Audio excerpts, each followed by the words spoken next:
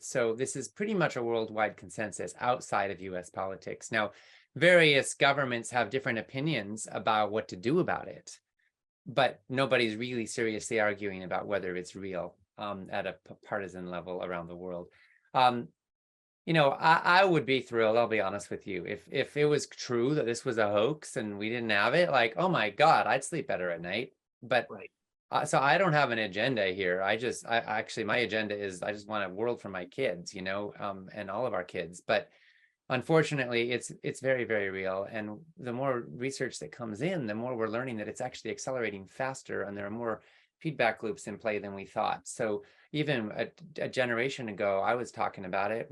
My dad and I were talking about it, but it's far more rapid and severe than we thought. Like, they always have this range of like worst case to best case scenario. Well, we're at worst case level so far consistently, and then some, as far as how serious it is. So I'm sad to say that it's all too real, but I absolutely get the feeling that there are powers that be that are trying to use everything to get more power and control so that they can enrich themselves and enrich their Republican and Democrats are all in some ways more focused on their donors than the well-being of the people. And in many cases, the folks who are profiting from the status quo are the ones who got the money to reinvest in buying political favor. So, the pharmaceutical companies are making a killing. The United States spends 19% of our entire gross domestic product on what we call healthcare, which is really disease symptom management. We're talking about trillions and trillions of dollars. And that's not, if we start eating more healthy, whole plant-based foods, we take a serious bite out of that. 80% of our medical spending is on chronic diseases. 80% of them can be prevented or reversed with healthier diet and lifestyle. So we're talking about trillions of dollars. Yes, it would be freed up. Yes, it would make us a much wealthier and much happier and much healthier population. But a few established interests are going to lose a lot of money if we do that, right? So there's money being made off the status quo. And I think that what I say to folks who don't believe in climate change is, do you want to live? Do you want to be healthy? Well, then we got to eat lower on the food chain, because look at the data, look at the research. We have thousands and thousands of studies published in peer-reviewed medical journals that show that going plant-based, whole foods plant-based, can be your best way to extend life expectancy probably by 8 or 10 years, and health expectancy even more.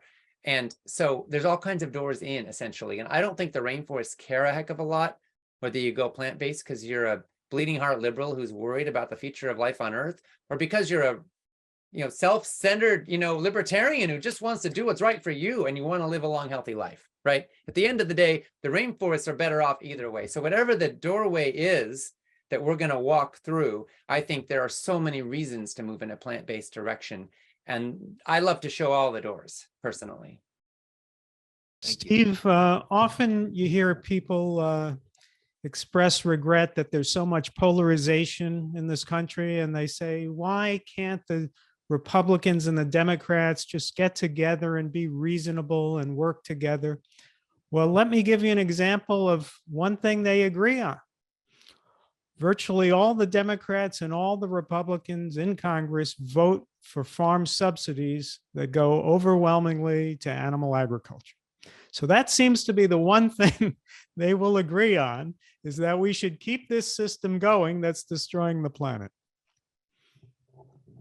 Okay. I will say I was recently at the White House Conference on Hunger, Nutrition, and Health, and I was very heartened by some of the conversations taking place there. Senator Cory Booker is on the Senate Ag Committee. He is a vegan. He is raising this issue consistently and powerfully, tying it to social justice and social equity, tying the environmental side and the health side, and I'm just so grateful for him. If each of you could make a closing 30-minute statement to sum up your thoughts, and then also tell us the best way to stay in touch with you, your books, your projects, your website, that would be great. Ocean, you want to go first? Sure. I think you meant 30 seconds, I imagine. 30 yes. seconds. Sorry. Okay. So my key thought is, with every bite you take, you hold incredible power. You're literally voting not only for the health you want, but also for the world you want. And when you claim that and make it a conscious choice, well, it can feel really good to know that you're part of the solution. You can follow up with me by going to foodrevolution.org. We've got hundreds of articles on our website.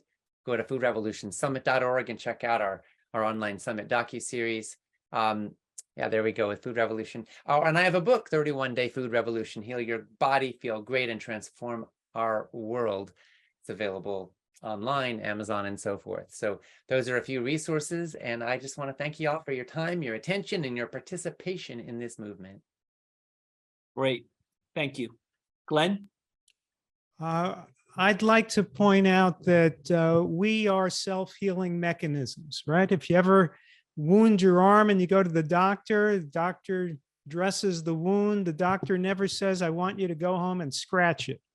The doctor says, leave it alone and it will heal. And we heal remarkably well. Well, so can the earth. But for the earth to heal, we have to leave as much of it alone as we can. And there's no path to leaving enough of the earth alone to heal other than for humans to eat a vegan diet, a plant-based diet, so that we can rewild as much of the earth as we can, and we could end industrial fishing and leave the oceans alone. That is the only path to reversing climate change. And as for whether climate change is real, I mean, the science is very basic. The first experiment done to prove that carbon dioxide warms the atmosphere was done in 1856. This isn't new stuff. People can find me at glenmerzer.com. My books are Food is Climate and Own Your Health. And I'm going to have a new book out next month with recipes by Tracy Charles. It's called America Goes Vegan. Great. Thank you. Gerard? I'd like to quote Jonathan Foley. He's the leader of the Project Drawdown, which is a massive undertaking. And of course, the number one thing on the list to draw down is with forests, regrowing forests. And as Glenn, as you said, it all comes down to land use.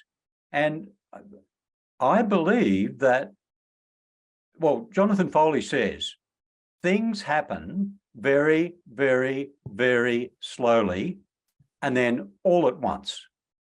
And I think that's true. And I think we will have a profound impact on our planet and for future generations if we can turn the world plant-based. And, you know, it may be that 25% is the tipping point. What are we up to now? About 10%?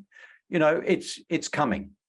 It's inevitable in terms of the environment, in terms of all those factors you mentioned before, Stephen, but we can have a profound impact on biodiversity, climate, water, deforestation, all of those things purely by changing what we eat.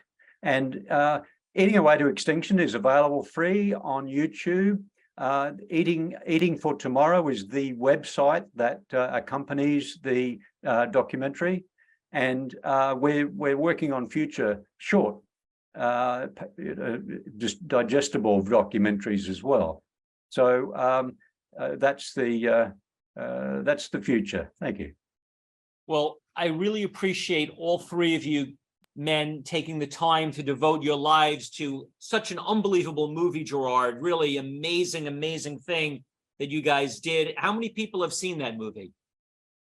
Oh, to tell you the truth, I don't know. We were going to have a red carpet release with Kate Winslet in London and New York, but COVID put a stop to that and actually delayed it by a year or so. So it wasn't quite the release that we were hoping for, but now that it's free on YouTube, we're getting a lot of requests for Q&A sessions with the documentary. So I think its reach is spreading now more than ever. Gerard, it's a shame because I'd love to see you walk the red carpet. But congratulations to you and all the people who made that documentary. It's a heroic effort, and you all deserve the most possible accolades for putting that together. And thank you for whoever funded it and whoever agreed to volunteer to work on it. So thank you, an amazing contribution. Glenn, thank you for all your work, being so devoted, writing books, and being so passionate about this subject. And Ocean, you and your dad have been heroes, and I'm glad to see you taking over where your dad left off and leading a huge movement with your conference and all the stuff you're doing. We're very appreciative, and we'd all like to, I'd like to unmute everyone so we could all thank you and let you know how much we appreciate the work that you're doing. So thank you so much. Thank you for your courage. Thank you so much. Thank you so much. Thank you very much.